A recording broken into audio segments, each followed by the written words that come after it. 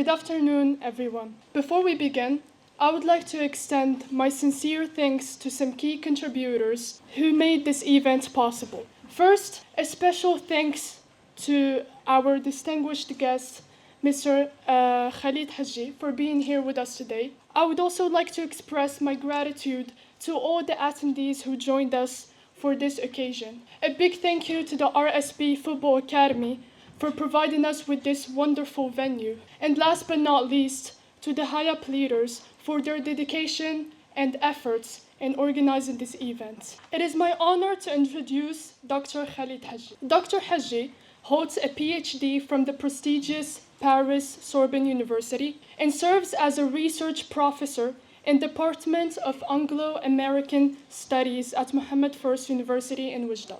As a founding member of the Science and Culture Research Group, he has significantly contributed to academic innovation. Beyond his academic achievements, Dr. Hajji has worked with Al Jazeera and served as a coordinator between Morocco and the European Union, showcasing his commitment to fostering international understanding. So now, I'd like to invite Ms. Hiba to the stage, who will speak on behalf of the High Up leaders. May you give it up for her, please.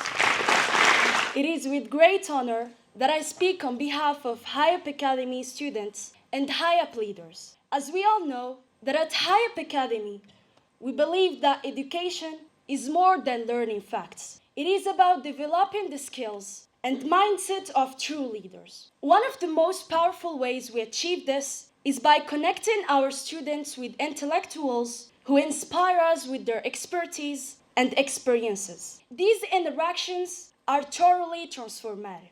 They allow students to see the world from new perspectives, challenge their assumptions, and build critical and analytical thinking skills. Asking deep questions and engaging in meaningful dialogue helps students sharpen their reasoning and deepen their understanding. Experts like Dr. Khalid Hajji inspire us with their personal stories of success. These stories motivate students to work harder, dream bigger, and face challenges with determination and confidence. They also guide students to grow both personally and intellectually. Today's lecture is especially significant as it aligns with our mission to prepare future leaders for an era shaped by AI, artificial intelligence. Critical and analytical thinking are essential leadership skills, and through opportunities like this, our students learn how to approach complex problems, innovate,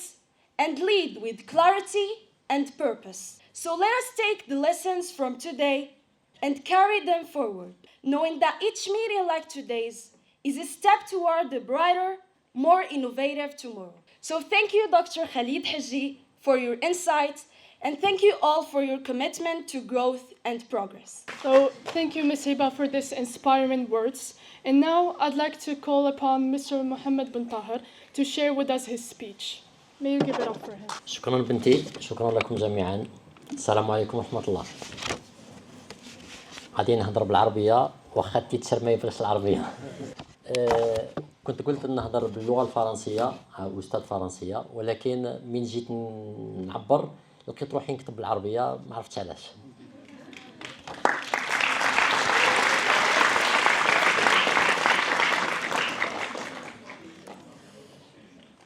من أسعد الأوقات التي مرت وتمر في حياتي أنني كنت تلميذا، طالبا، ثم باحثا. واليوم أجد نفسي في غاية السعادة وأنا بين هذا الحضور الكريم. هذا الحضور الثقافي التعليمي والتربوي يرجع الفضل له لأكاديمية هاي أب ولأخي وصديقي الأستاذ خالد فتحي والأستاذة ليلى. أرجو أن لا أثقل عليكم، ولكن لا بد لي أن أنوه بالطريقة التعليمية والبيداغوجية المتبعة في هذه المؤسسة الرائدة بحق. مضت تقريبا 6 سنوات منذ أخذت ابني صوب هذه المؤسسة، وأنا على دراية واسعة بأنها مناسبة له. لمعرفة الشخصية بأخي السيد خالد، لقد درسنا معا أنا والسي خالد بقينا جميع. أخذت ابني طفل صغير خائف منكمش على نفسه، كنت أنا صديقه الوحيد، ظللت أتابع تقدمه. لقد أتقن اللغة وبدأ يتكلمها بطلاقة، حتى عندما يلعب لعبه مع الأمريكان أو الإنجليز فإنه يتحدث بالإنجليزية كما أتحدث أنا بالدارجة. ليس هذا وحده ما أثار انتباهي. اللغة يمكن لأي أحد أن يتكلمها. المثير هو أنه أصبح رجلا قبل الأوان، تفكيره أكبر من سنه. تساءلت لماذا؟ الجواب هو هاي أب أكاديمي بالطبع. سي خالد أصبح يسألني أسئلة أحيانا تحرجني. أضحى يعمل العقل في الخبر، هذه مقولة ابن خلدون. نابعة عن كثب تابعته عن كثب فاكتشفت أن ذلك يعود لتعلمه على يد أستاذه السي خالد. مثلا في بركان سيل يعدون الطعام، يقومون ببيعه في المؤسسة وبالمبلغ المحصل عليه تقوم الجمعية بشراء اللوازم المدرسية وبعض الغذاء، الأكل، الألبسة، ثم يقوم المتعلمون هم أنفسهم في هذه المؤسسة بالتوزيع على بعض المدارس القروية أو الجماعات. هذه العملية تتيح لهم بالشعور بالغير، بما أن ما هو متوفر لهم ليس متوفر للكل. من هنا تعلموا ما معنى جمعية خيرية، وما معنى التضامن، وما معنى الإحساس بالآخر، الشيء الذي نمى لديهم الإحساس بالغير وعدم الأنانية. أما فيما يخص ستودكون فهي تتضمن تقديم عروض شفوية تتبعها مناظرات حادة يدافع كل واحد عن رأيه في جدال ليس بالعقيم، لكن ملاحظاتهم تنم عن فهم عميق لما يقال. أوراش عمل وثائقيات يشرف عليها الطلاب أنفسهم. آخرها بركان أورانج كان ببلو. لولا هذا الوثائقي لما علمت أنا شخصيا بمناطق اسمها بلوزونز، وثائقي يليق بأطروحة جامعية. قد يتفق معي الأستاذ خالد، من إخراج وإنتاج أطفال لا يتعدون 16 سنة. كما أن هناك تكريم لشخصيات مهمة بركانية كان آخرها حضور لاعب كرة القدم يحيى الهراس. هنا ما أثار انتباهي ودهشتي في ليلتين متتابعتين. تكلم المتعلمون عن مستقبل مدينة بركان كي تدمج مع مناطق بلوزونز وكيفية النهوض بالطبيعة، بالإنسان، بالاقتصاد إلى آخره. وفي الليلة التي تتبعها تكلموا عن ماضي المدينة الرياضي، وسألوا وتعرفوا على ما كانت الرياضة في مدينتهم، وأغلبيتهم تعرفوا على عم يحيى لأول مرة. في هذه الليلة كدت أبكي، فقد أعادني هؤلاء الطلاب إلى طفولتي، كيف كان يأخذني أبي لمشاهدة مباريات كرة القدم وكان الكل يعرف الكل. إنها نوستالجيا. وأخيرا وليس آخرا جونيور كون أشرف عليها طفل في 11 من عمره، أدم.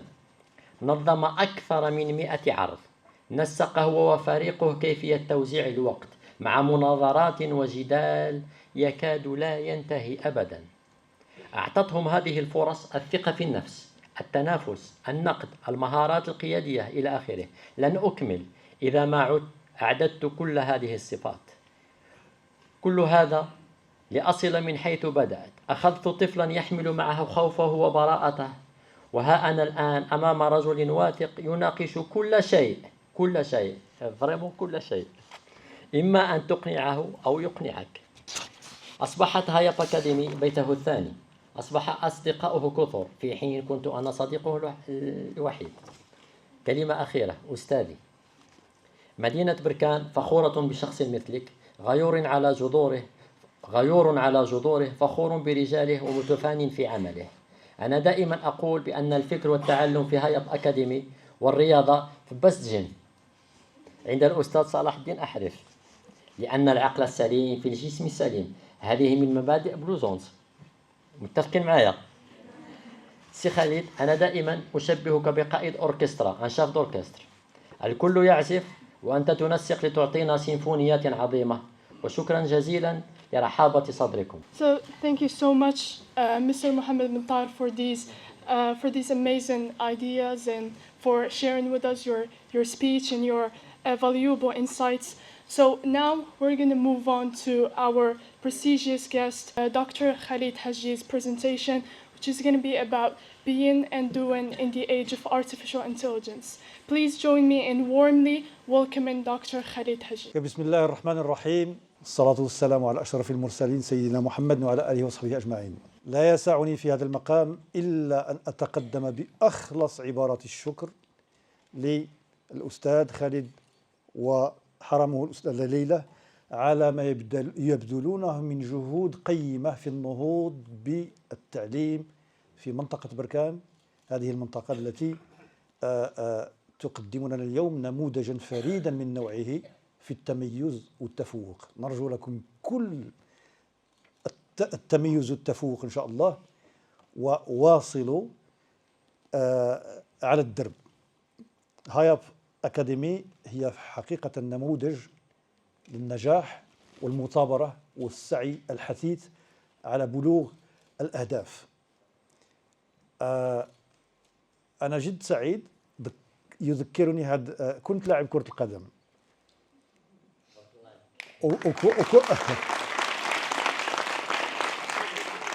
وكنت غادي نلعب مع بركان في 1980 لولا الإصابة، ولكن دربنا مع بركان ولعبنا معهم مباريات. فليس من الصدفة اليوم أن تتميز بركان لا بكرة القدم فقط ولكن حتى بالطاقة الفكرية، وهذه الطاقة الفكرية التي تعد أنا اللي نشوف هذا الأطفال، يعني هذا الأمر يملك علي مشاعري، وأمر في الواقع لا نراه.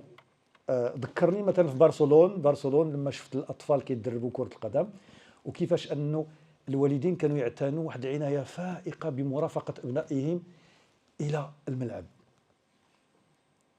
اليوم حتى كون أن الآباء والأمهات يرافقون الأطفال الصغار إلى محاضرة، هذا أمر في الواقع ما أحوجنا إليه من الناحية الثقافية في سياقنا الثقافي الذي تعرفونه. هذا أمر يثلج الصدر، هذا الأمر راه جميل جدا. نشكر السي خالد والأخت ليلى على ما يبذلونه من جهد، وجميع الطاقم اللي يشارك معهم طبعا في إنجاح مثل هذه المبادرات. شكرا جزيلا سي خالد.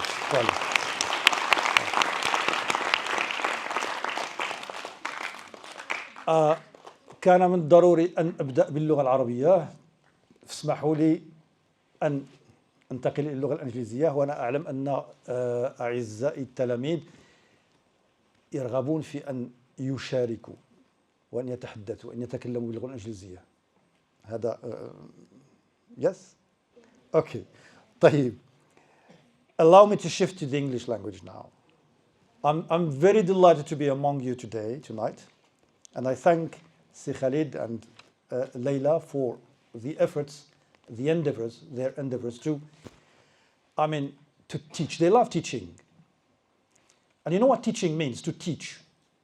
To teach etymologically, to teach, it means to show. I teach you, I show you.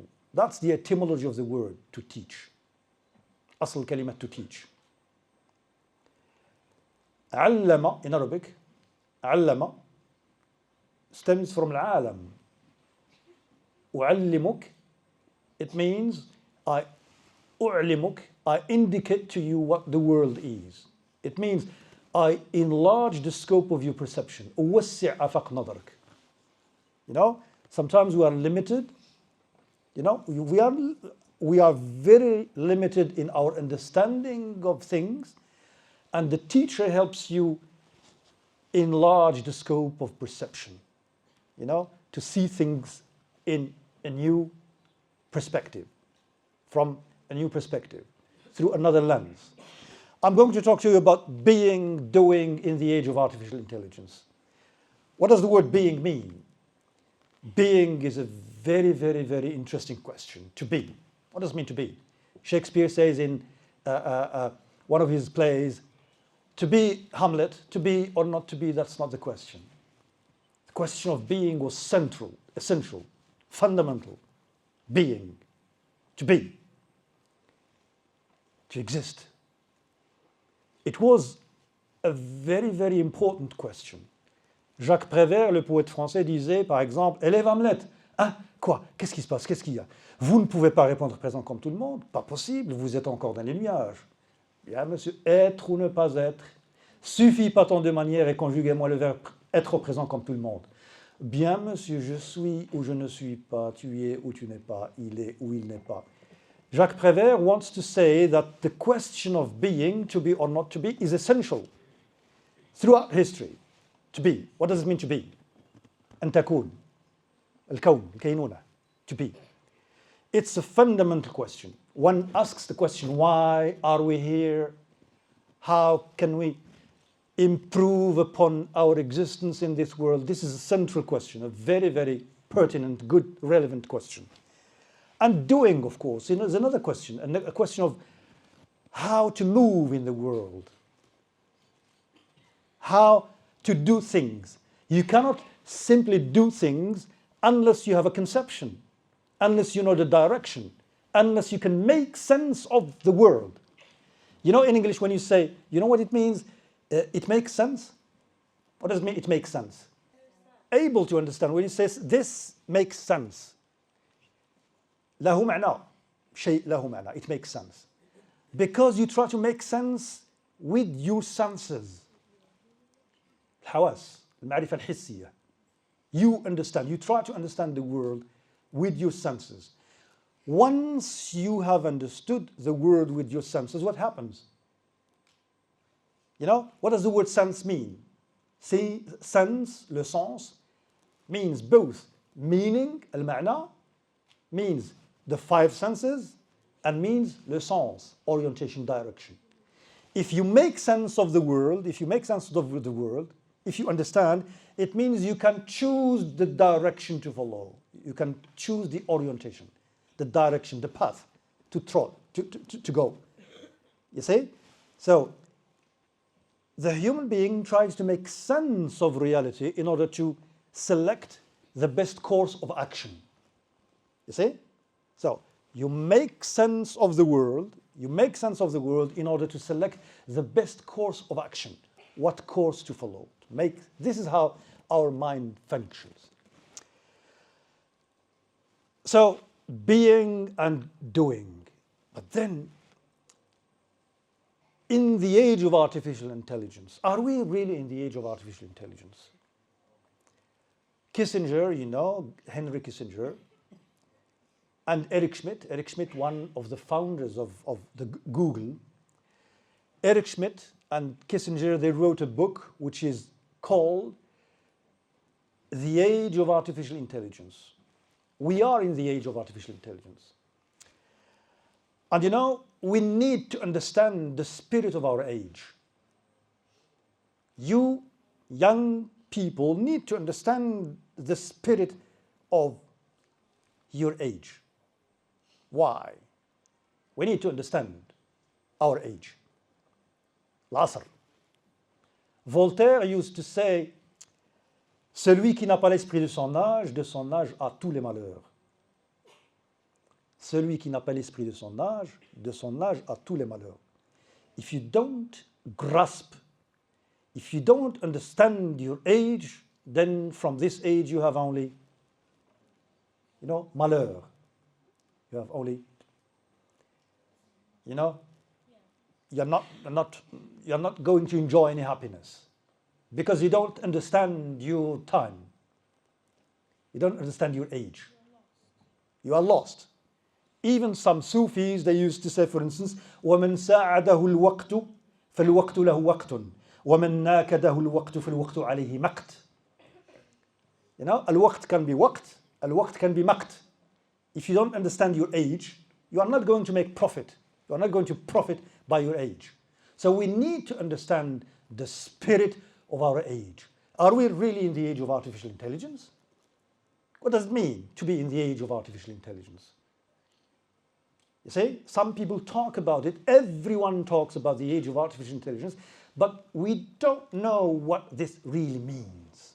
So we have to analyze our age in order to understand what are the implications of technology and this fourth and fifth revolution and what we call artificial intelligence, smart intelligence, super intelligence, and whatever. It is of a paramount importance. So, reality, there was a war, conflict about the definition of reality. What is reality? ما هو الواقع? What is reality? Reality, for instance, Ibn Hazm used to say الواقع أكثر ما يقع لا يتوقع والحزم هو أن تتأهب لما تظنه سيقع. الواقع يقع. You know, أكثر ما يقع لا يتوقع. You cannot expect everything. You know. ولكن الحزم هو أن تتأهب لما تظنه سيقع. Be ready to tackle, you know, to face whatever you think it is going to happen. الواقع. There was a war always about how to define reality. What is reality? There's always a war. If you see what is happening nowadays, the wars are about a certain definition of reality. How to define reality? Comment définir le réel? So Aristotle felt that the sophists, السفسطائيون, they were, you know, manipulating the debate, the social debate. النقاش المجتمعي was manipulated by السفسطائيون. So Aristotle wanted to organize the debate. How? How can we organize the debate? كيف ننظم النقاش المجتمعي? Aristotle said, well, we have to extract some principles of the mind أن نستخلص بعض المبادئ العقلية. Yes? And these mind principles can help us organize the debate. I'm going to give you an example. If you see the bottle of water, and now you don't see it. So either it exists or it doesn't exist. There is no third alternative, no third option. Is there? So you cannot say that the bottle is and is not. Yes? So this is one principle of the mind. هذا مبدأ عقلي that Aristotle calls الثالث المرفوع, the third excluded. There is no third option. You see? So when we are debating among ourselves, حين نتناقش فيما بيننا, if I tell you that, well, there is a bottle of water and there is no bottle of water, you are going to tell me, well, stop. You are contradicting yourself and there is a third excluded. So tell me either the bottle is or the bottle is not. So this is how Aristotle wanted to extract the principles of the mind in order to organize the social debate. You see? So when you say the principle of contradiction, مبدأ تناقض, the principle of الثالث المرفوع, the third excluded, and those principles, they were meant to use the mind as what? As a tools. العقل نستعمله كأداة. نستخلص المبادئ العقلية ونستعمل العقل كأداة. You know, like a tools, just when you are using a screwdriver to this, you are using your mind as أداة. You see? You use the mind as a tools. Do you understand me? So the mind is used as a tools. كأداة. This is why Aristotle called his book the Organon. Al-Organon al-Aristi. Organon. Organon, it is the book about logic. كتاب حول المنطق. The Organon. Organon means tools. It means tools. أداة. أداة أو الآلة. This is why, for instance, the first translators, the Muslim translators, when they translated Aristotle, they translated the Organon by علم الآلة. علوم الآلة. You listen to الفقهاء and you know they talk about علوم الآلة. علوم الآلة. علم الآلة. Because the mind is used as a tool to shape the debate about reality and to tell us what is true and what is false. We use our mind to distinguish between what is right and what is wrong. لأن هذه الأداة تعصم العقل عن الوقوع في الخطأ. It prevents the mind from falling in the trap of falsehood, fallacy. You see? So the mind was used as a tool to deal with reality, to understand reality. Yes? But then came Novum Organum. Bacon, Francis Bacon, wrote Novum Organum, علم الآلة الجديد. علم الآلة الجديد. So the mind was traveling. The mind was traveling. نحن نسافر بعقولنا. So the mind was traveling from the phase where there was the organon, but then Francis Bacon felt the need to write another organon. شعر بالحاجة إلى كتابة علم آلة جديد, which is called Novum Organon, the new organon. It is about experimental sciences, العلوم التجريبية. What does العلوم التجريبية mean? Experimental science. It means you manipulate nature, the elements of nature, in order to create something. You act on nature. You do things in order to transfer nature, to change the nature of things. That's Novum Organum, المنطق التجريبي. And of course, this gave rise to industrial revolution. You know, when you start manipulating, creating machines, using your mind, developing machine, conceiving of new machines, you start changing the shape of nature. Okay? This is the industrial revolution. Build big cities, big factories, and you know, you outgrow the limits of the ancient mind. We are in front of a new mind, which was conceived by Francis Bacon, علم الآلة الجديد. But now we are in front of a totally new mind. You know, a totally new mind. What are the characteristics of this mind? You know, 1 week ago, IBM, شركة الحواسيب, IBM, they commercialized a new computer, which is called a quantum computer. الحاسوب الكمي. الحاسوب الكمي. Quantum computer. What does quantum computer mean? You know, the old computer, how did we encode messages and in the old computer? We were using one simple language, which is binary language of 0 and 1. صفر واحد واحد صفر واحد صفر واحد. This is how the messages are encoded. كيف نشفر المعلومة.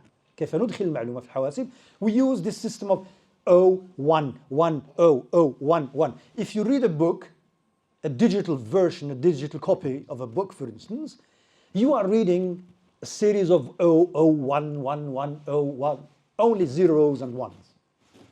Yes?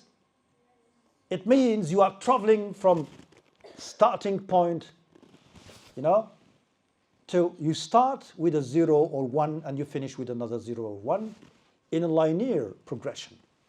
It's very swift.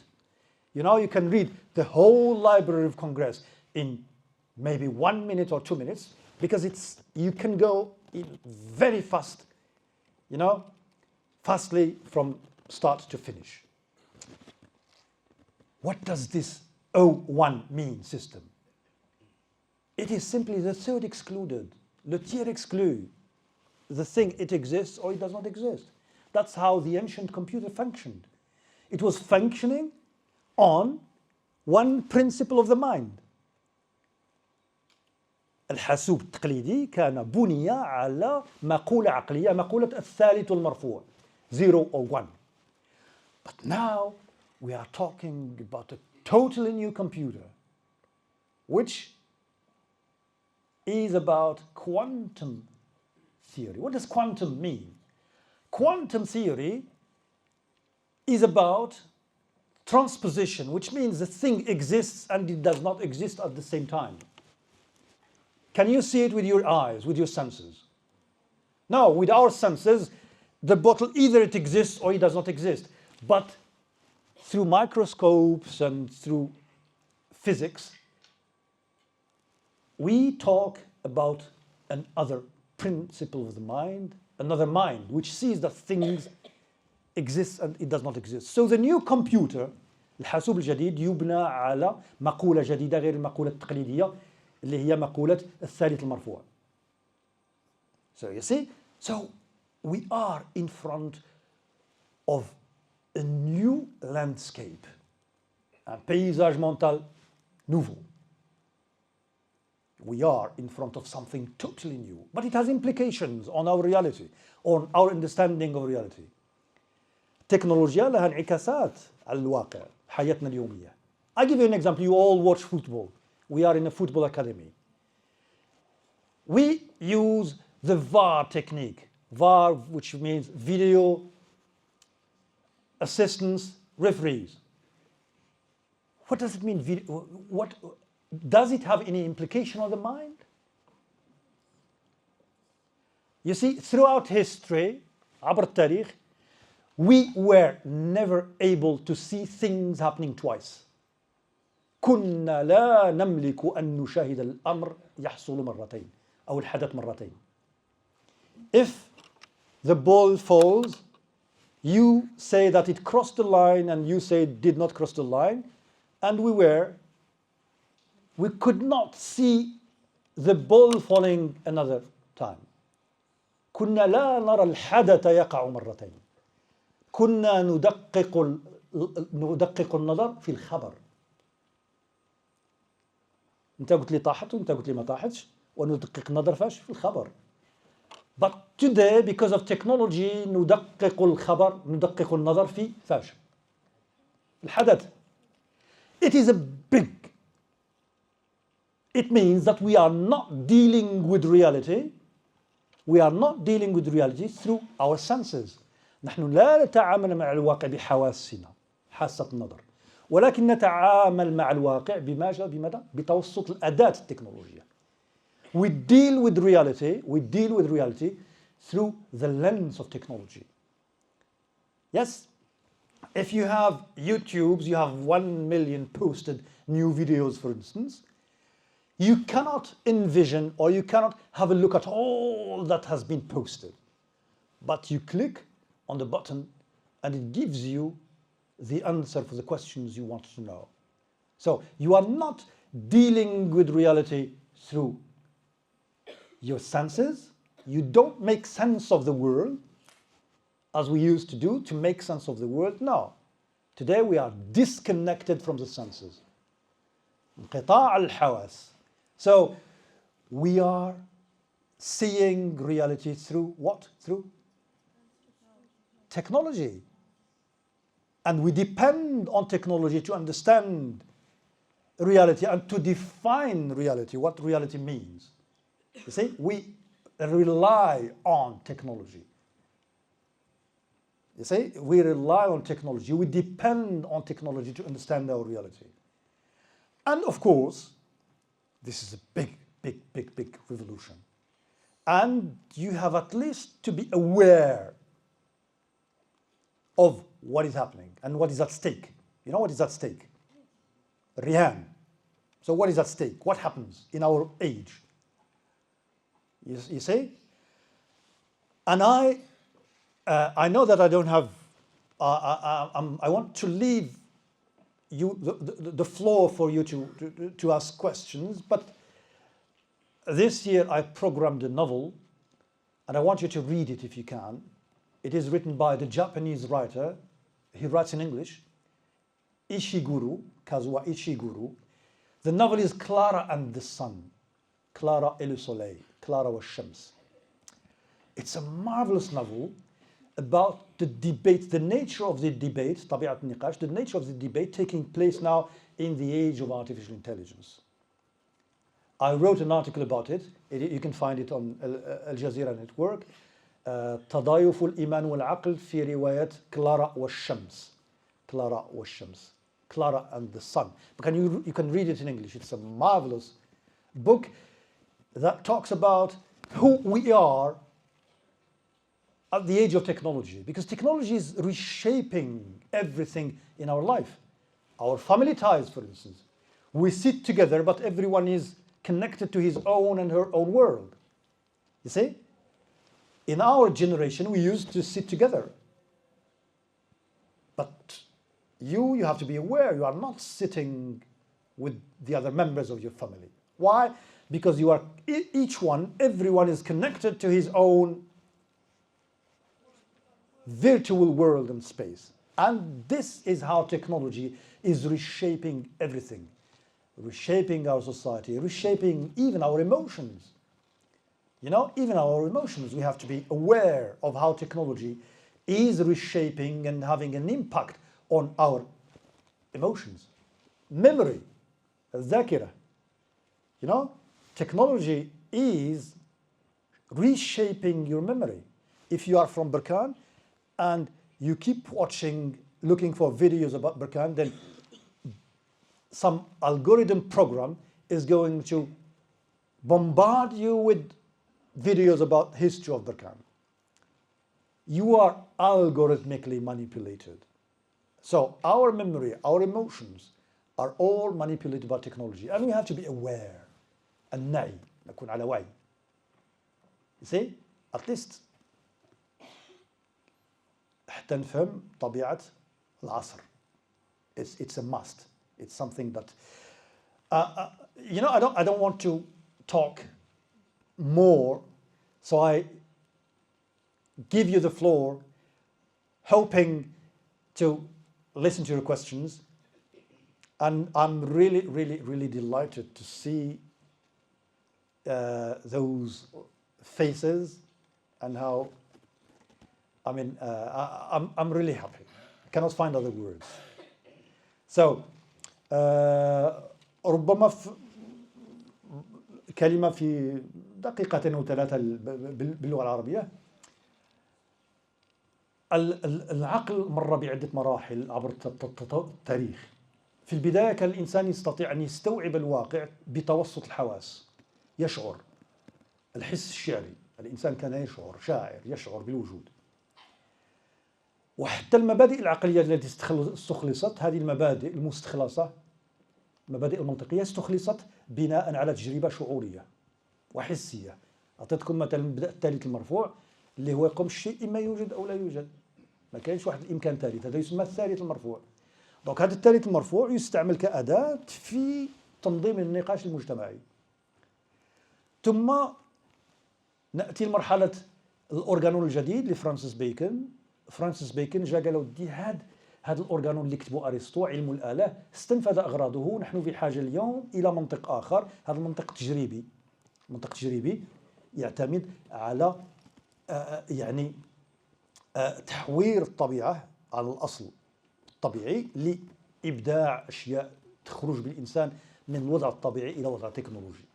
ولكن اليوم نحن بصدد ثورة جديدة غير الثورة التي رافقت العقل لنوفو مورغانوم لفرانسيس بيكون. نحن أمام ذكاء قطع صلتنا بالحس، بالتجربة الحسية. أعطيت لكم مثال غير نتاع الأورديناتور، الحاسوب الكمي.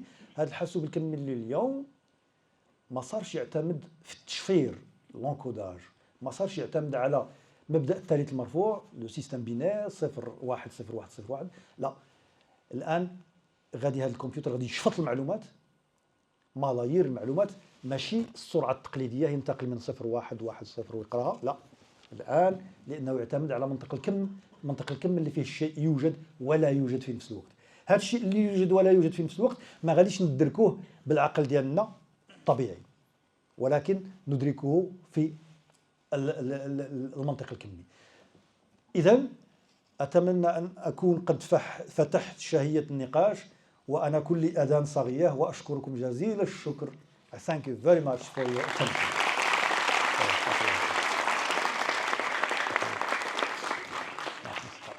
As the medical sector thrives in such brisk time frames, alongside its constantly evolving sidekick labeled as artificial intelligence.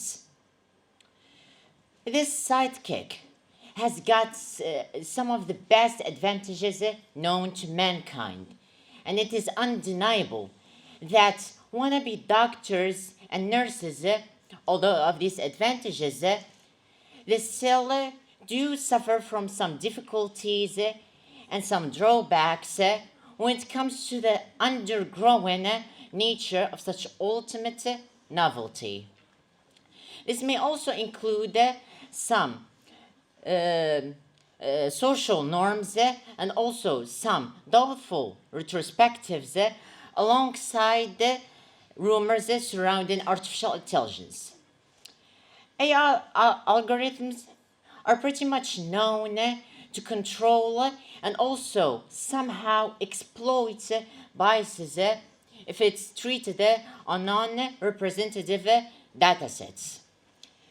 And this might quite hinder the nature of the medical sector and this field in particular, especially when it comes to gaining the trust with doctors and nurses that we have mentioned earlier. A study has been done in Latin America, focusing on data sets or approximately 61 data sets from across 23 countries worldwide, with the data set from Brazil contributing to the majority of articles. And indeed, this leaves us pondering, posing various questions, curious about the future state of this ultimate novelty and innovation that might either help us in gaining our literacy and self-awareness, or it might hinder our contribution on Earth. So I may talk about a point, or perhaps question about something. In a matter of 5 or 10 years, what are the most promising areas for AI to contribute in healthcare? Thank you. Okay, so first of all, thank you, Mr. Hajji, for being here with us tonight. So, a study by the World Economic Forum shows that 14 million, there will be a reduction of 14 million jobs due to the integration of AI. So there are many jobs that will be impacted. For example, we can speak about e-commerce, and one of the most important steps or process of e-commerce is digital marketing. The way AI can help in this field is through automation. It can automate emails, which will leave space for marketers, for digital marketers to focus more on coming up with marketing angles. We can also speak about the medical care, where AI will take care of repetitive tasks, analyzing the patient's situation. And for software engineers, they will need to reskill and upskill to keep up with the fast growth of AI. So my question is, which field will benefit the most, and which field will suffer the most from the integration of AI? And what skills do we need to stay competitive in this age? Thank you. Hello everyone, how are you? I hope that you're doing fine. Okay, and I want to thank you so much, dear doctor, for your presence here with us today. And before moving to my question, I actually have to admit something, that your intervention was so enriching and we got a lot. Thanks a lot again. Okay, so simply my question is based on a general fact, which is about biggest international institutions who are impacting humans and shaping humanity and impacting progress and the well-being of societies. So I am asking how these companies, as an example, or let's say how these institutions are striking balance between algorithmic efficiency based on AI and human insight, the insight that distinguish us and vision in strategic planning. And thank you. So hello everybody, I hope that you're fine. Firstly, I want to thank Mr. Khalid Hajji for being here and giving that much of information. And actually, I want to speak also about jobs, just like my friend spoke about job loss. But I want to delve deeper into that subject. Because before speaking about AI, there was machines in the machines in the factories. So we must also talk about these machines, about their impact during the Industrial Revolution. Just like AI is impacting the jobs machines did in the other Industrial Revolution. So my question is the following: How will AI change? How will AI change the types of jobs people do, just like machines did in the Industrial Revolutions that we already lived? And thank you. So I just want to thank all of you for being here, and I want to thank especially Mr. Khalid Hajji, who just gave us an impressive presentation. I really got so many information about how the Industrial Revolution started and began, and I think that he was just amazing in stage, and thank you. So I just wanted to say that I'm going to be talking about sociology. We always, most people perceive sociology as psychology because they often focus on human behavior. But the difference is sociology focuses or studies the human interaction or how human relations are start and how they co-link. So my question is, will AI alter our sense of humanity, especially with advancements in deep fakes and virtual environments? And thank you. So first of all, I want to thank Dr. Khalid Hajji for his presence for today and for giving us his time to actually tell us some things that are very important for us to know in today's generation, especially in the fourth industrial revolution, and we are going into the fifth one. So I want to talk more about AI and its intersection, or maybe its integration in multiple fields. And since in High Up in the latest classes we had a very complex project to achieve, we chose different jobs and how to upskill and reskill the employees for the intersection or the integration of AI in them. And our subject was the shipping industry. Basically, an organization called Inmarsat had launched an AI IoT service and AI for ships to help them either track, to cyber track, help them with just basically anything that happens during the shipping.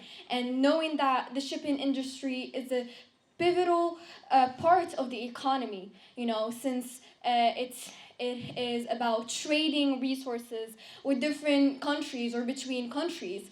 So, and another organization had wrote an article about the challenges that the employees that work in the shipping industry face with the integration of AI in it. And it has stated multiple things that are just beyond imagination, because this idea of the integration of AI in the shipping industry had been stated 6 years ago. So while doing my research, I found multiple YouTube videos, experts talking about this, and these videos were posted 6 years ago, and nobody knew about any of this. So it felt like we needed to have kind of a vision of what's actually happening in the trading and the industries that are, have a crucial or play a crucial role in the development of the economy. And so the most important challenge that we have seen was that the crew that work in the shipping and the ships have leadership skills. Of course, they need to lead the crew or need to have a leader, so they work together. But with the integration of AI, it's going to be really hard for them, since they spend most of the time in the ships, in the ocean, far away from the family, and they don't know anything about, the new generation, the technologies, the development this fourth industrial revolution has made. They just know a bit, but not a lot that will help them out with this integration. And so when working on this project, it was pretty important for us to teach or maybe create a training or a training program for them, specifically to help them out to know how to deal with this and how to adapt. And so also I really loved how you talked about reality and how it has been changed with the development of technology. So my final question is, how can we really know that this reality is changing with the involvement of AI? Because we are seeing virtual reality. We are seeing things that are being created with the human mind, with the human intelligence.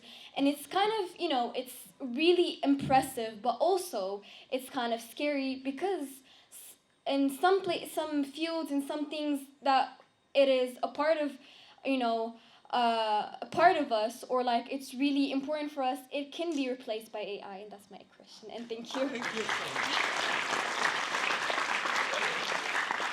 So before I start speaking, I want to thank you, Mr. Khalid Hajji, for your amazing lecture that we've got a lot from it, especially when you spoke about reality and how throughout history people used to understand it with their senses, but how now it changed, and people are now using their minds, a part of their minds, to understand it, and that's because of this fourth industrial revolution.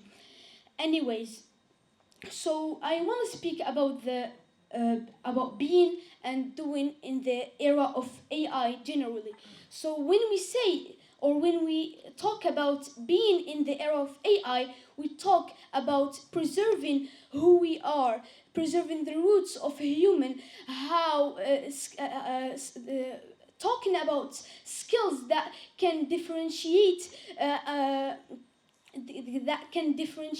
them from AI, such as communication skills, empathy, creativity. Those are some skills that AI can't master in the fourth industrial revolution.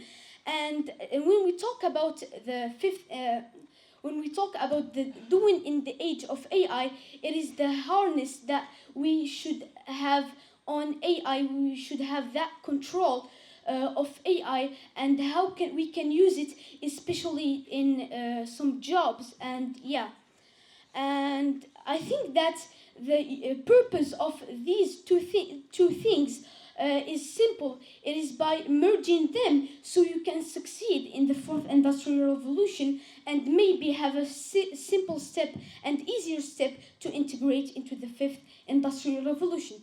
So my question to you, Mr. and Dr. Khalid Hajji, how can the fifth industrial revolution play a big role in solving problems that the fourth one came with?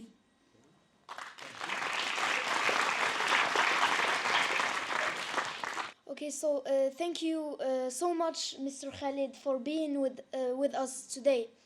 Healthcare is already being transformed by AI and robotics. Robots assist in precise brain and heart surgeries, where errors can be fatal, and therapists can use robots that can gather information from depressed children in complex cases.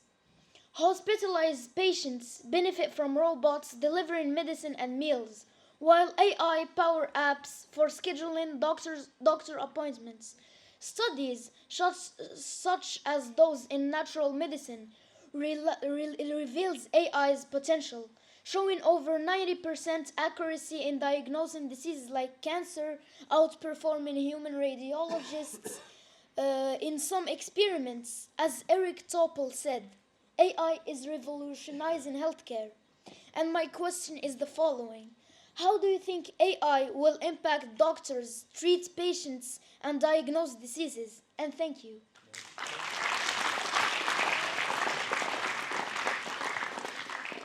Okay, so first I want to thank you, Mr. Khalid Hajji, for your amazing presentation.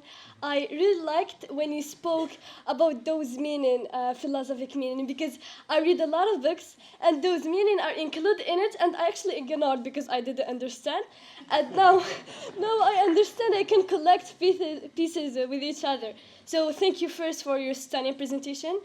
And now I'm gonna mention my passion actually field, which is healthcare. So healthcare is evolving rapidly in the fourth industrial revolution. In fact, advanced technologies such as AI, robotics, and big data analytics are significantly transforming healthcare, allowing for faster, more accurate diagnosis, personalized treatment plans, and improved patient care by automating processes that were previously time-consuming and error-prone. According to a report by Accenture, AI in healthcare could save the US healthcare economy up to $150 billion annually by 2026. Okay, so the question here, how can we ensure that AI systems are as reliable as human judgment when it comes to making critical medical decisions? In sum, the fourth industrial revolution forces us to rethink what truly matters in healthcare, logic or humanity. And thank you.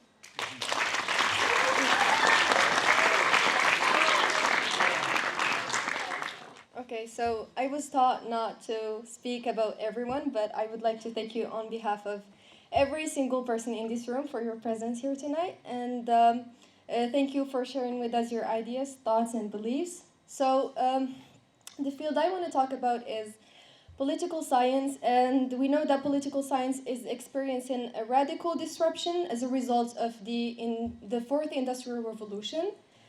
And as we know that artificial intelligence is a double-edged blade that, depending on how it is applied, can either complement or replace human analysts. But it is true that AI is really useful in simulating complex political scenarios and analyze data more easily, but there are dangers though, and most concerning of all is that AI systems may eventually replace political analysts and decision makers, and this worry is demonstrated by a recent statistic that it is reasonable to estimate that AI may impact from 20 to 40% of political science jobs in the near term. So my question, sir, is that how can political scientists adapt their skills to remain competitive in a field increasingly influenced by AI? And thank you. First of all, I would like to thank every one of you that actually attended our session tonight, and also a huge thanks to our guest, Mr. Khalid Hajji. And I actually wanted to start about thinking about the fear that many people can have when it comes to AI. And personally, you can actually give many reasons to that fear, and also you can give many reasons at the same time of why people don't need to be afraid. But let's start by the first side. So the main reason I think a lot of you just spoke about is job losses, and we cannot deny that, because I can just say that according to some report that said that 69% of college students believe that the job that you are studying is actually in danger to be replaced by AI. And it isn't actually just about right now, but also in the future. And the stats can be just actually like rise the higher. And you know, when it comes to just job losses, it is more about the repetitive tasks. And I can say, as example, you can take the industrial side as example. And let's come back to the 19s or something like that, when the automation was introduced. Many people actually lost their jobs. But when you compare to our time right now and how AI can replace more than that, don't you think that there will be more higher numbers which can impact the financial situation of people? And here is the thing I want to actually mention also about the social status of people. And there is actually some concerns about how the poor people can become more poor, and even the rich can be more richer. And the other thing that I can add is how there will be actually a huge difference between the low class and the middle class, and also the rich class. And actually a lot of people think that the middle class can actually face the danger of disappearing just because of AI development. So when it comes to the to the social status, it is not just about the financial side, but also the social side that a lot of people actually ignore it. And it is also the third thing that you can mention is in how about not a lot of people can have the same opportunities, and you can take the education sector as an example. Don't you think that the fact that you cannot make more AI introduced in schools, which will make some difficulties in school to offer computers and all of that to the students, and it depends on the government side. But let's just talk about it in general. If the school cannot provide the tools for all students, it is possible that a part of students cannot afford that, which will make their future in danger, and there will be actually like not those equal opportunities as we had before in the past. However, let's talk about the other side, the thing that AI isn't actually dangerous and it can provide more help. The first thing that this site actually tell is how AI was introduced to be an assistant and a partner for the humans rather than a machine that's going to replace them. They're actually right about that, because when you ask about the people that actually found that, they say that we introduced AI to be an assistant and help humans in their daily life. And actually, what actually makes this side more interesting is the fact that they say that AI doesn't just help the human, in their professional life, but also in their personal life. And I can say example as Internet of Things, as we can have it in houses and homes, and how that people can just facilitate the tasks fastly without any difficulties. And we can also say that the teachers, as example, as we mentioned in the educational side, is the fact that teachers can offer more activity times and creative times and critical, mostly those times that can help the student to develop from, their soft skills. And, those analysis and all of that can be just ignored as it will be done by AI. And the third thing that a lot of people actually think that it can help them is the financial side, and how AI can actually have a high chance into solving the financial problems. Well, it can be like not the opposite of what's the first side, because this subject is actually debatable, and each time you're gonna find a new stat, a new research, a new report that can say something. However, the other reports say the opposite of that. But this side believe that the introduction of AI can actually analyze the recent thing, mostly the data things, and offer the humans, I can say maybe suggestions, but the humans needs to do more about thinking to solve those financial things. And I can say also example of poverty as example, and also the environmental issues, as AI actually has been introduced to the clean energy, and how it can actually provide make the pollution more or less, which can has actually positive impact on our environment. So my question here is in your opinion, which side is actually right, or can we say that the both side is right in the same time? And thank you. So thank you, Mr. Khalid, for your presence today. So education in the fourth industrial revolution is willing to rise lots of changes in the future. In fact, AI can be used as a double-edged sword that can help or replace teachers depending on the way and the reason they are going to use it for. For example, here at High Up Academy, AI is used as a tool that facilitates students' understandings and helps us save time. But on the other hand, some students may lose concentration. And the most risky is that teachers may also lose their jobs because of robots replacing them. So there is a stat that mentions that more than 10% of surveyed students from Eastern Europe universities are confident that AI will replace universities teachers in 5 years. Published in December 2023 by Valerie Okulchi. So my question is the following. Do you think that AI technologies enhance the role of teachers in education? And thank you. So thank you a lot, Mr. Khalid Hajji, for being here today. And as my friend Mr. Saad talked about, balancing human qualities with AI is crucial for the development of the society. So, in fact, we must preserve what makes us human. We have to conserve what distinguishes us from machines. It means we have to perpetuate our skills, such as emotional intelligence, leadership, and adaptability. In addition to that, we must develop some new skills like IT and sociability to collaborate with AI, because if this goal is achieved, we will develop our society by having more efficiency and productivity in all our domains, such as education, healthcare, and marketing. As Sean Canuck said, being in the age of AI requires coding social values into AI applications. In brief, we have, with AI, we can foster innovation and equity together.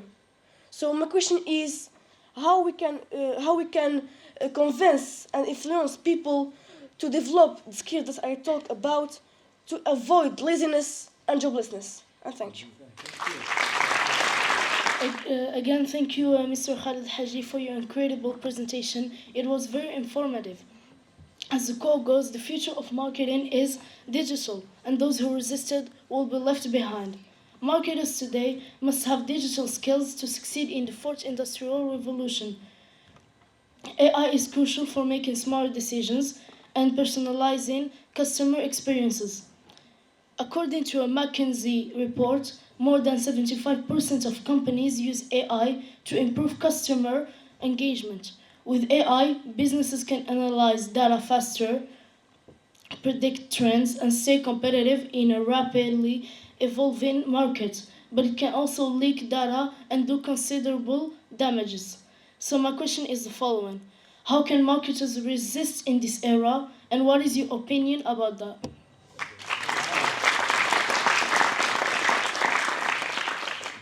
So, hello everybody. I want to give my sincere thanks for Mr. Khalid Hajji for his amazing presentation, and I appreciate the things he pointed out in such a philosophical subject like doing and being in the age of AI.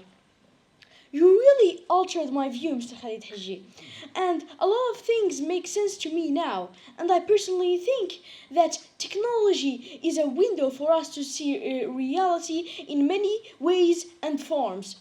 So, Mr. Khalid Hajji, as you may have noticed in the previous interventions, many people highlighted the impact of AI in many fields, such as healthcare.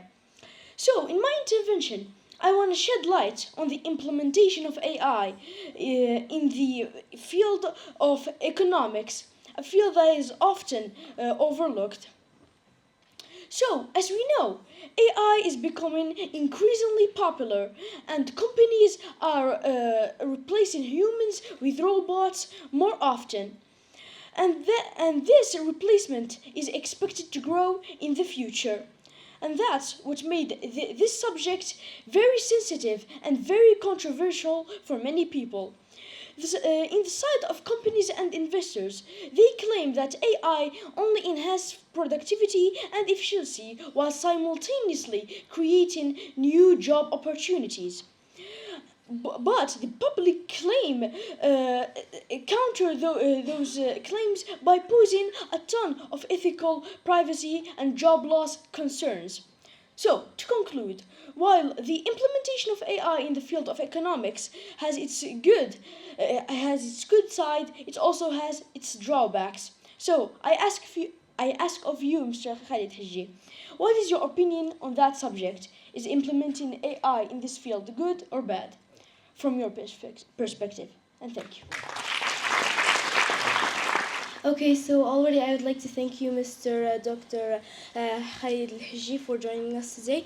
And I would just like to mention that I really liked your lecture. It was really helpful, and it really gave us a good vocabulary and made a lot of sense. And I really liked the way you talked about reality and something that exists or cannot exist. So in the future, many people are either doubting or believing that in the middle class that the middle class will or will not make it through the shockwave AI will cause to multiple middle class jobs. And as we saw in the documentary, we see that mainly only high class could thrive through the problems of poverty, and middle class lives in danger. And the middle class lives in danger. We're in danger. So my point is, no one talks worldwide. We mainly focused on Morocco and the United States. So my question is the following: in your opinion, Mr. Dr. Khalid Hajji, how do you think AI will impact? AI will impact us worldwide? In your opinion, will middle class survive this humongous event? Will there be a chance for this era for nearly 60 to 70% of the world to make a chance in this era, to make a change in this era? And finally, where do you think this AI era will go for? Beyond, will it create a generation that will be positive or negative in the future of Jim Beta and any other generations? And thank you.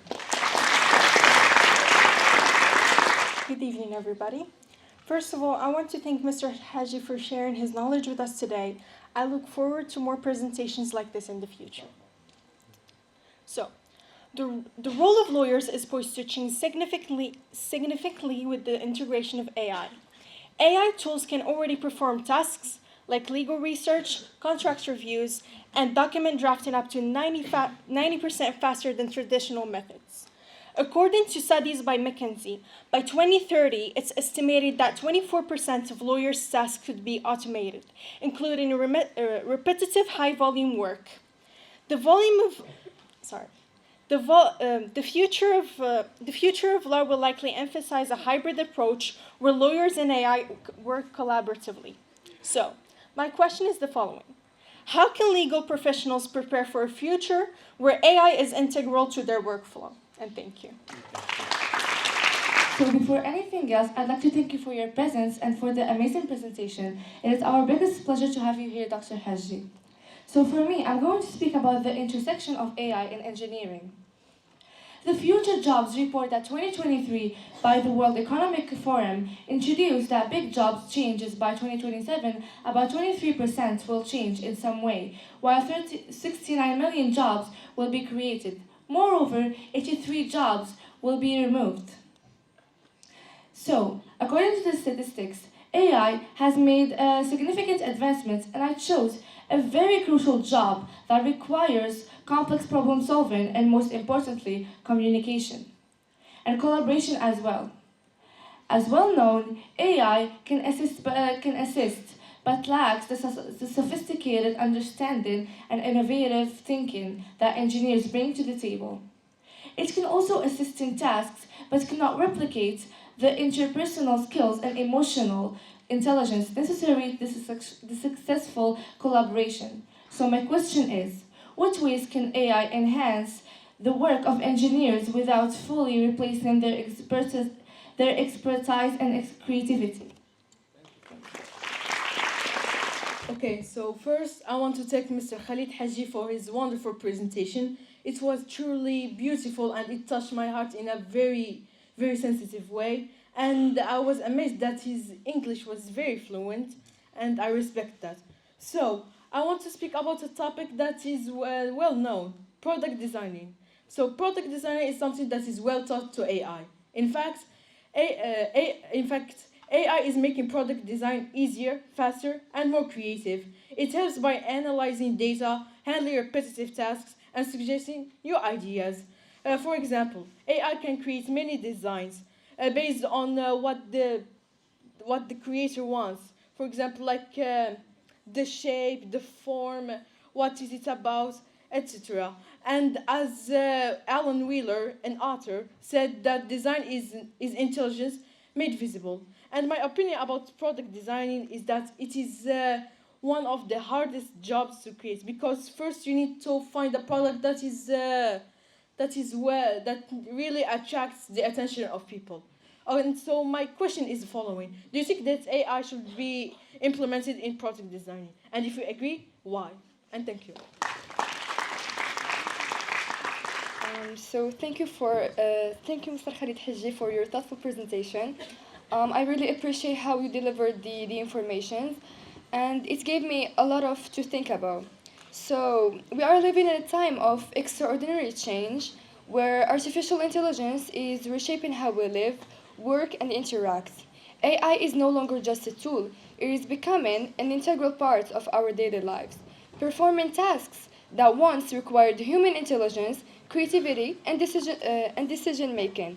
From writing and problem solving to understanding emotions and even mimicking human behavior.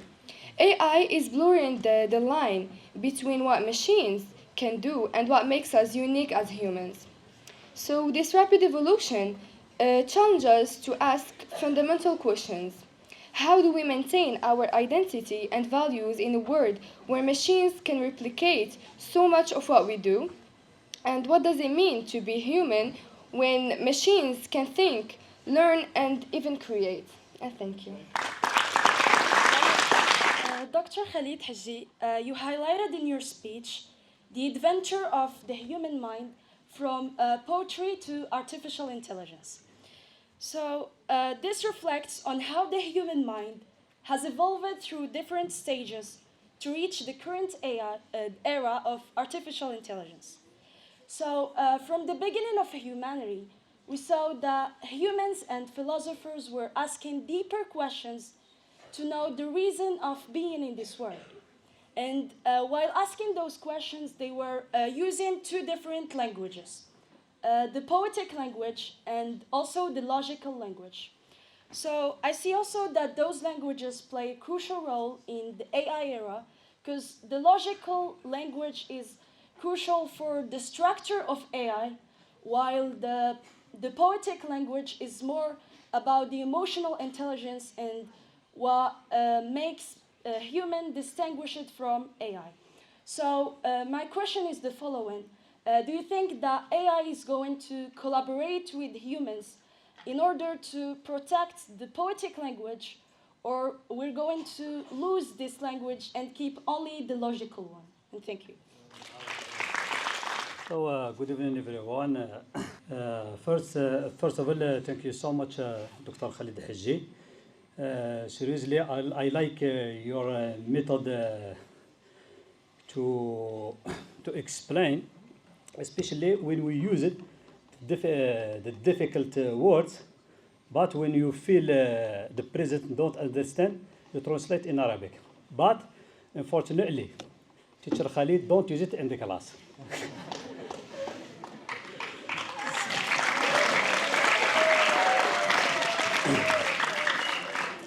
Also, no forget to thank High Up Association for Social Development for this amazing event. It is great to see people coming together to learn and to share ideas. So this is my second time listening to Dr. Khalid Hajji speak, and I like it very much again. His ideas are always clear and easy to understand. Today's topic being and doing in the age of artificial intelligence. It's very important.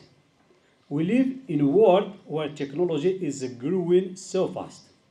It is changing how we live, work, and connect with the others. One key point I learned today is about a balance. How to balance who we are as people, I mean being, and what we do with technology, I mean doing. It is easy to depend too much on machine, but we must not forget our human side, our values, emotions, and how we treat others. Before I finish, I have a question, or fundamental question, as Dr. Hajji said. How can we keep our human values and make them stronger in a world mostly controlled by artificial intelligence? Thank you so much, and I hope we have more events on this. See, I haven't seen such young talents elsewhere. I'm not simply making compliments, but I'm speaking the truth. I'm very, very proud to be with you, and I wish we could do some things together. in the future. It's marvelous. Your command of the English language is excellent. Looking forward to it. Alhamdulillah, inshallah, it's amazing. So, 23 relevant questions. I don't know how I'm going to answer all of them, but I'm going to try to wrap up all, sum up. And how many times do I have? How much? Can have 10 minutes? 10 minutes from 23 questions, okay. Right. Well, what was mathematics about? Yeah, mathematics was always concerned about finding the relationship of correspondence, al-mutabaqa. X equals Y. That's mathematics. X equals Y. Alif yusawi ba, al-mutabaqa. Yes, that's al-mutabaqa. That's mathematics. The ancients used to say mutabaqatun na'li lil na'li. Just like, X equals Y. But what does X and Y mean? It means reality and truth. Al-waqi' wal-haqiqa. You see, that's how mathematics came into being. Al-bahth على المطابقة ما بين الواقع والحقيقة. Today, we are no longer concerned with reality and the truth of reality. لا أحد يعتني بحقيقة الواقع. Why? Because we are at the age of programming reality.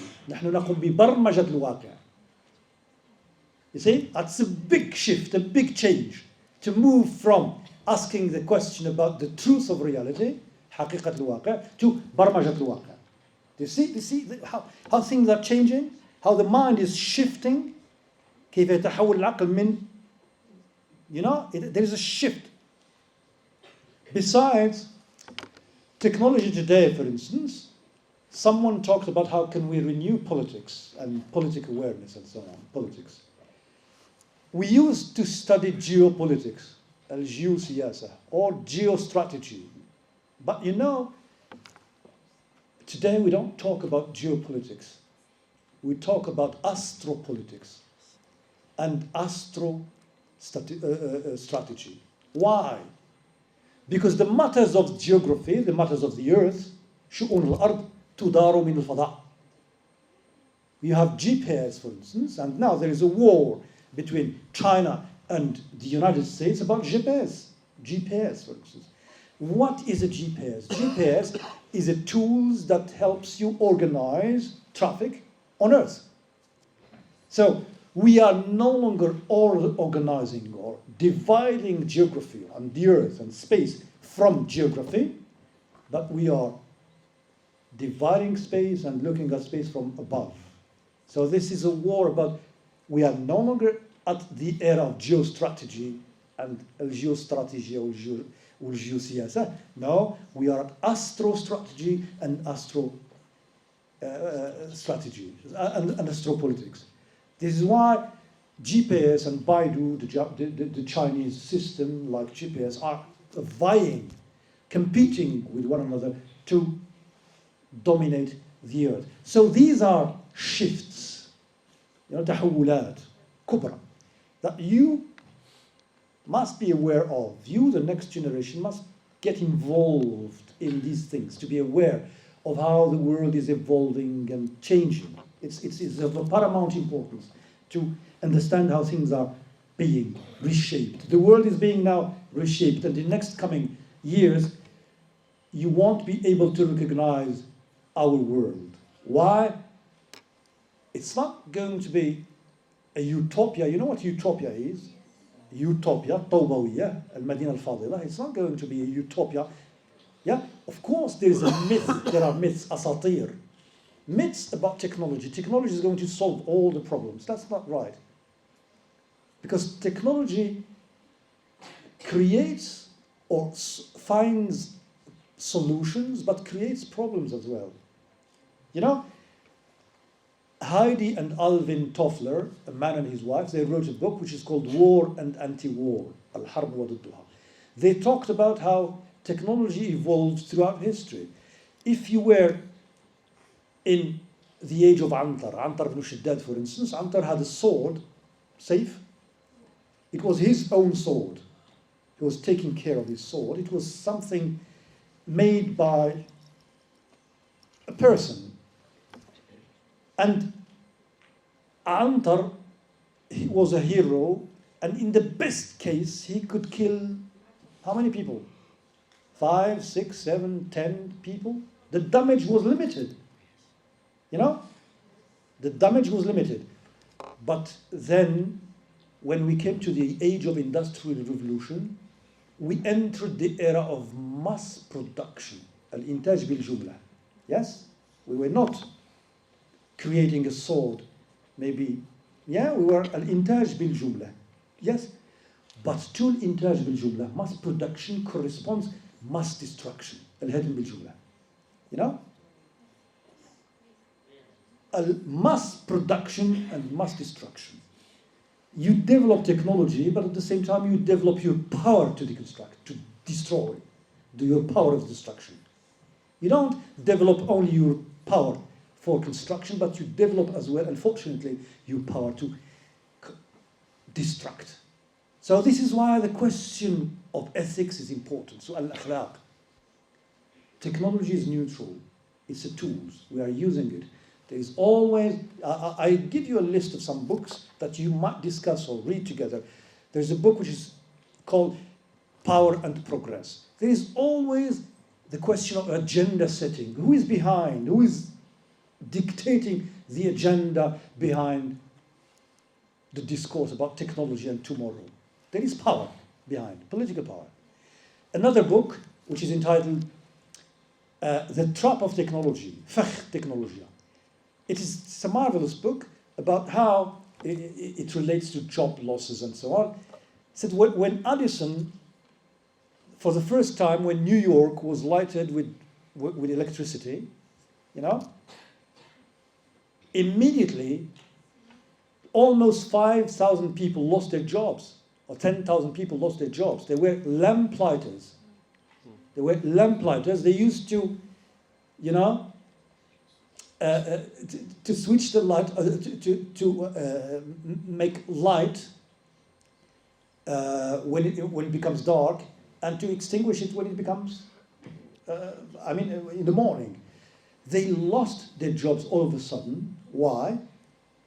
Because of technology. Technology always causes damage throughout history. And technology does not profit to all, but it profits always to those who set the agenda of technology. So what is your agenda behind technology? You have to think about your agenda. Why do I want to use technology? You know, it's not always clever. It's not always smart to recourse to technology. You know, ليس من الذكاء دائما أن تلجأ إلى التكنولوجيا. For instance, sometimes the art of marketing.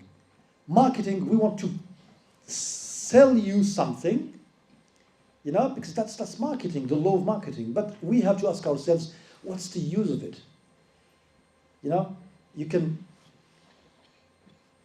sell me tools to break a peanuts. Yes? Well, I don't need tools to break a peanuts. I can use my finger to open peanuts.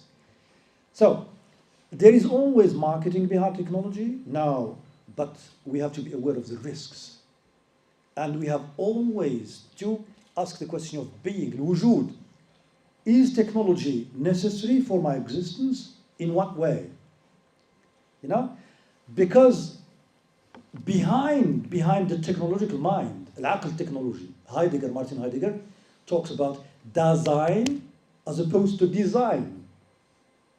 Dasein, in German, it means to be there, to be in the world, in the cosmos, as opposed to design. What's the function of design? If you have a stool, if you have a chair, and I show you another design, I invite you to consume a new chair, independently from the question whether you need a new chair or not. واش تحتاج الكرسي ولا لا؟ كان بيعوا لك design. This is why, for instance, the most published book in the world is IKEA's catalog. You know, the catalog de IKEA. It's the most printed book in the world. It's about design. more than the Quran, more than the Bible, more than all other books. Why? Because it's about design. I show you a design, I want you to consume. Istihlak. Yes? So you have to ask questions about agenda setting. Who sets the agenda for technology? What type of technology do we need? If we live in the desert, the question of heating is not central. So I have to ask other questions. So we have to ask questions that relate to our, atmosphere, to our space, to our culture, to who we are. Never forget that you are from Berkane, you are anchored here, you have roots, and starting from where you come from, you can set the agenda for technology. You can تحدد أجندة التكنولوجيا بناء على من أنتم. But if you simply get involved in a debate about technology, how to use some tools to open something abstract, that's a danger. And I hope that for the future generations, this type of awareness about what is technology and in relation to the question of being, الوجود. Because الدين, for instance, religion, Allah subhanahu wa ta'ala, الهدف من خلقنا هو اهبطوا إلى الأرض لكم فيها مستقر ومتاع إلى الحين. To find equilibrium, المتاع والاستقرار. Yes, المتاع والاستقرار. If I need technology to guarantee to reach some متاع واستقرار, that's okay. But if technology is going to, make me more stressful, that's why. It's because you might say that the car, Paul Virilio, when he talks about technology, says, well, the car is a good invention, but the car creates distance. If your space of movement is limited, when I give you a car, the car creates distance. السيارة تخلق المسافات. And your field of action is going to be bigger. So you will consume more energy. This is why we have to be intelligent. We have to ask some pertinent philosophical question about the relationship between being and technology. I promise that I can participate in debates about the relationship between technology and philosophy and try to make it simple. So I thank you very much. I don't want to take more of your time. أشكركم جزيل الشكر وأستسمحكم على الإطالة ونتمنى إن شاء الله أن ييسر الله فرص لقاء أخرى. فمعذرة إن كنت قد أطلت، خصوصا إذا كان الآباء اللي كان الإنجليزي، ولكن كونوا فخورين بالأولاد ديالكم. والله ما رأيت شيء بحال هذا في المغرب. الحمد لله.